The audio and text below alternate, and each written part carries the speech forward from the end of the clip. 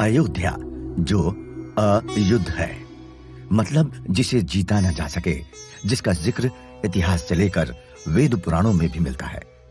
लेकिन क्या है अयोध्या और राम का इतिहास? राम राज्य से लेकर राम मंदिर तक क्या है पूरी कहानी?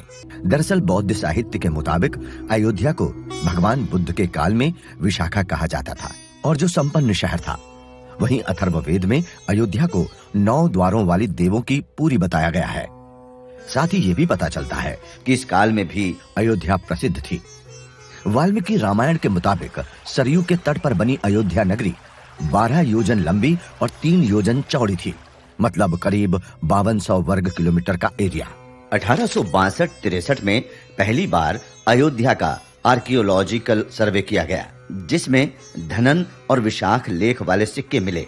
वहीं इतिहासकार जॉन की अपनी किताब इंडिया अ हिस्ट्री में लिखते हैं, अयोध्या उस जगह बसाई गई जहां 2 ट्रेड रूट एक दूसरे को काटते थे, इसलिए अयोध्या काफी संपन्न थी। ब्रिटिश राज में कलेक्टर लाला सीताराम ने अपनी किताब अयोध्या अ हिस्ट्री में लिखा, 6वीं शताब्दी ईसा पूर्व में अयोध्या कौशल जनपद की राजधानी थी। हालांकि कुछ जगहों पर अयोध्या को साकेत भी कहा गया है, जबकि प्रोफेसर रीस डेविड्स मानते हैं कि बौद्ध काल में अयोध्या और साकेत 2 अलग-अलग शहर थे। अयोध्या सूर्यवंश की राजधानी भी रही है। माना जाता है कि यह भारतीय इतिहास का सबसे लंबा राजवंश था। इसमें कुल 123 राजा हुए, जिसमें दशरथ 63वें और राम 64वें राजा हुए। वहीं राम अवतार की बात करें तो इसका जिक्र स्कंद पुराण में मिलता है, जिसके मुताबिक राम विष्णु के अवतार थे।